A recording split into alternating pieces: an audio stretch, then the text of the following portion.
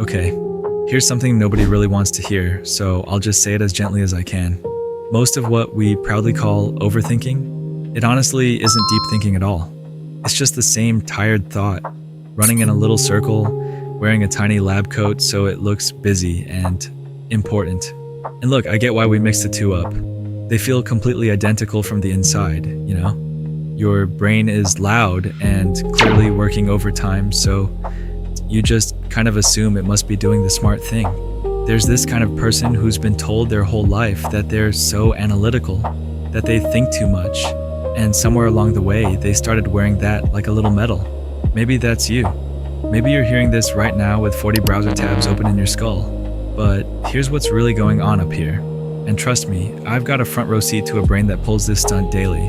The loud thinking and the genuinely useful thinking, honestly, they're two completely different machines. And for years now, one of them has just been stealing the other one's credit. So here's what we're gonna do together. I've got 8 signs that separate an overthinker from an actual deep thinker. Not to label you and not to slap a diagnosis on anybody, because, I'm a potato, not a doctor. Just so you can finally see which gear your brain's been stuck in. By the end of this, you'll honestly know exactly where you land. And look, if a few of these hit a little too close to home, well, that's kind of the whole point, and you're in extremely good company down here. So stick around, friend. This one's for you. Let's open up the hood and take a proper look. Sign 1. You revisit the same thought over and over, and you somehow never reach anything new. This is the big one. So honestly, I'm just putting it right up front. Picture real deep thinking as a walk. You set off from a question, you wander around a bit, and eventually you arrive somewhere you weren't before. A decision, maybe. Or that little click of, oh, that's it. Overthinking, though, is more like one of those moving walkways at the airport. Tons of motion, plenty of effort, honestly. And you basically end up where you started, just way more tired. A psychologist named Susan Nolan Huxema spent her career studying this, and she had a great word for it: rumination. Basically, it's chewing on the same thing the way a cow chews cud, except, cows at least get fed. Your brain just grinds away without ever swallowing. And here's the cruel little trick. The grinding honestly feels productive. It really feels like you're solving it. So you keep going, kind of waiting on an answer the loop was never built to hand you. Sound familiar? Yeah, I figured. And that's okay, by the way. Spotting the walkway is the first step off it. Sign 2. Your biggest thinking sessions tend to ambush you at the worst possible moment, usually about 10 seconds after your head hits the pillow. A real deep thinker mostly thinks on purpose, They sit down with a problem, give it some honest attention, then just close the file and walk away.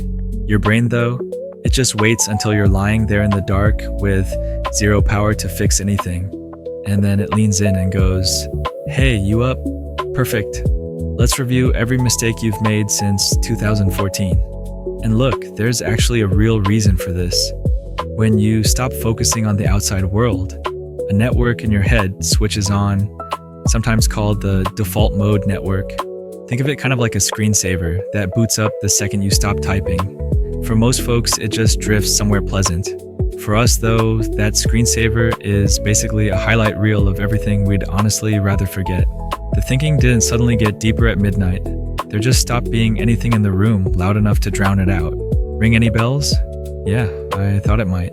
Sign 3. When you actually stop and listen to the thoughts, most of them are about how you came across to other people. Here's the tell, basically. Deep thinkers tend to get lost in the actual idea itself, the puzzle of it. Overthinking, though, is weirdly self-centered, and I really don't mean that as an insult, I promise. It's just that the loop is almost always running social tape. Did that text sound rude? Why did they pause before they answered me? Was that joke funny, or did everyone secretly kind of hate it? You're not off exploring some fascinating question about the universe. You're basically being a film critic for a movie that only ever stars you, reviewing the same 11 awkward seconds at full volume. Your brain treats every tiny social wobble like a genuine threat to your spot in the tribe, scanning for whatever might have gotten you voted off the island. Useful once, back when the island was real. A lot less useful, at a Tuesday work meeting. Sound familiar? Be honest now. Sign 4. You confuse worrying about a decision with actually making one. Oh, this one stings. And I say that as a potato who once spent 2 days just choosing a notebook. A deep thinker just narrows things down. They weigh the options, they cut the ones that don't make any sense, and the pile keeps shrinking until a choice is honestly just sitting there waiting. Overthinking does the exact opposite. It keeps every option alive, invents 3 new ones, and then calls the whole glorious mess being thorough. There's this famous study with jars of jam, run by researchers Sheena Iyengar and Mark Lepper, where shoppers shown 24 jams were way less likely to actually buy one than shoppers shown only 6. More choices, less ability to choose. That right there is basically your overthinking brain at a restaurant menu, at a crossroads, at, any fork in the road. It just mistakes the act of stirring the pot for the act of cooking the meal. Recognize this one? Yeah, you can admit it. Sign 5. You physically cannot let go of something unfinished. The half-finished conversation. The argument that ended kind of weird. The email you never quite put to bed. It just sort of hums there in the background all day. Like a fridge you suddenly can't unhear. Way back in 1927, a researcher named Bluma Zygarnik noticed that people remembered unfinished tasks better than finished ones, almost as if the brain refuses to close a tab until the job's done. Now, fair warning, the science here is honestly a little wobbly and harder to repeat than the pop version lets on, so one way to picture it is this. A finished thing just gets quietly filed away. An unfinished thing just stays open on your mental desktop, slowly draining the battery. A deep thinker can sit with an open question and feel kind of curious about it. For you, though, an open loop feels like an itch you're physically not allowed to scratch. So the brain just keeps it open, kind of hoping you'll finally close it. Sound familiar? Sign 6. At the end of a long thinking session, you don't come away with an answer. You just come away with a mood, This is honestly the clearest line between the two. When a deep thinker finishes wrestling with something, they usually walk off with a bit more clarity than they had going in. A plan, even a rough and wobbly one. When you finish a loop, though, you walk away more anxious and more tangled than when you started, somehow convinced that everything is slightly on fire. That right there is, honestly, the real giveaway. Real thinking is supposed to turn the noise down. The loop just manufactures more of it. So if your so-called reflection reliably leaves you wound up tighter than when you sat down, then I'm sorry, but that wasn't reflection doing its job. That was just rumination wearing reflection's name tag. And personally, I think that one distinction matters more than almost anything else on this whole list. Any of this landing yet? Sign 7. You rehearse entire conversations that may never ever actually happen. You're standing in the shower, and suddenly you're 3 lines deep into an argument with someone who isn't even there, crafting the perfect comeback for a fight that nobody has scheduled, or you're quietly drafting the apology, the big speech, the way you'll finally explain yourself, polishing every word for an audience of, exactly 0 people. And look, a little mental rehearsal is normal, and even pretty useful before something real. But the overthinking version of it just isn't prep.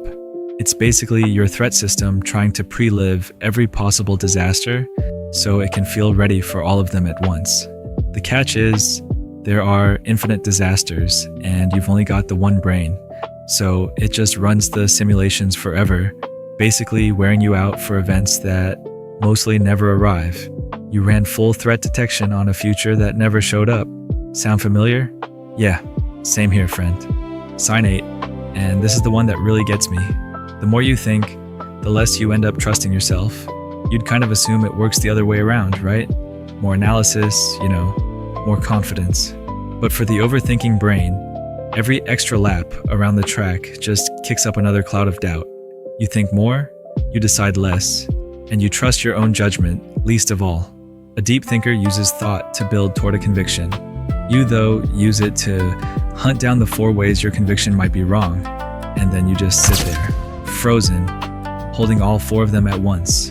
And look, here's my honest take on it. That instinct, the one quietly scanning everything for flaws, that is not stupidity. That's a genuinely sharp mind, just aimed in a slightly cruel direction. It's pointed straight at you instead of the actual problem. You with me on this one? Yeah, I'd put money on it. Okay, deep breath. Let's put the pieces together. because all 8 of these are honestly just one single thing, wearing 8 different outfits. Notice what every sign kind of has in common. The thought never actually ends. It never really arrives anywhere. Deep thinking has a door marked exit, a moment where it reaches a conclusion and goes, okay, good enough, moving on. Overthinking is a hallway with no door at all. Same engine humming under the hood, sure, but one of them is driving somewhere real, and the other is just revving in the driveway at full throttle, going nowhere while the neighbors wonder about all the noise. So that basically is the actual pattern. The trouble here was never about how much you think. Somewhere along the line, your thinking just quietly lost its brakes. The depth is genuinely there. The horsepower is real. It's the steering and the brakes that went missing. And this is the part nobody really warns you about. The whole world, you very much included, has kind of been reading this completely backwards. From the outside, the loud, never-resting mind honestly looks awfully impressive. People call it smart, they call it deep, and you, if we're being real with each other, have probably leaned into that a little, treating the noise upstairs like solid proof that you're more thoughtful than the average bear. I've done it too, for the record, but that loop was doing something a lot sneakier than depth. It was just your brain straining to feel safe by pre-solving a world that flatly refuses to be solved in advance. We took our own anxiety, dressed it up in a cap and gown, and basically called it intelligence. And honestly, the kindest thing I can tell you is that calling it what it really is won't make you one bit less smart. It's the first thing that finally aims all that horsepower somewhere actually useful. So let me leave you with the reframe, because I really don't want you walking off thinking your brain is broken. It absolutely is not. Here's the thing, honestly. That engine you've got, the one that runs hot and catches every little detail, the one that can hold a dozen angles open at once, that is the raw material of a brilliant, thoughtful, deep mind. You're not shallow. You were never shallow. You've just had a Ferrari engine bolted into a car with no steering wheel, flooring it around a parking lot, kind of wondering why you keep ending up back where you started. The fix here was honestly never about thinking less. People who tell you to just stop overthinking have very clearly never met your brain. What you actually need is to give that engine a direction, and way more importantly, a finish line. One clear question, and then finally, permission to close the tab. Aim that same horsepower at a single problem, let it actually arrive somewhere, and the exact thing that's been exhausting you quietly turns into the most underrated gift you own. Same potato, same big weird brain, just finally pointed at the road instead of the wall. Alright, moment of truth. How many of those 8 did you quietly recognize in yourself just now? Go ahead and just count them up. Then tell me the number down in the comments. Just the number is honestly fine. I read every single one, and there's zero judgment waiting down there. If you landed on 6 or more, hi, welcome, pull up a chair, you're among friends here. And if this video kind of managed to put words to something you've been hauling around for years without a name for it, do me just one small favor. Send it along to the one person in your life who really needs to hear it. You already know exactly who I mean. The one whose brain never seems to clock out, who'd swear up and down that they're just being careful. They might be quietly running the very same loops you are, just waiting for somebody to say it out loud in plain words. One quick reminder before you go though. I'm a potato with a brain stapled on top, not a therapist. So if these loops are genuinely running your whole life, sitting down with a real professional is honestly one of the smartest, kindest things you could do for yourself. Stay curious, you brilliant Spud. I'm Spud, and I'll see you in the next one.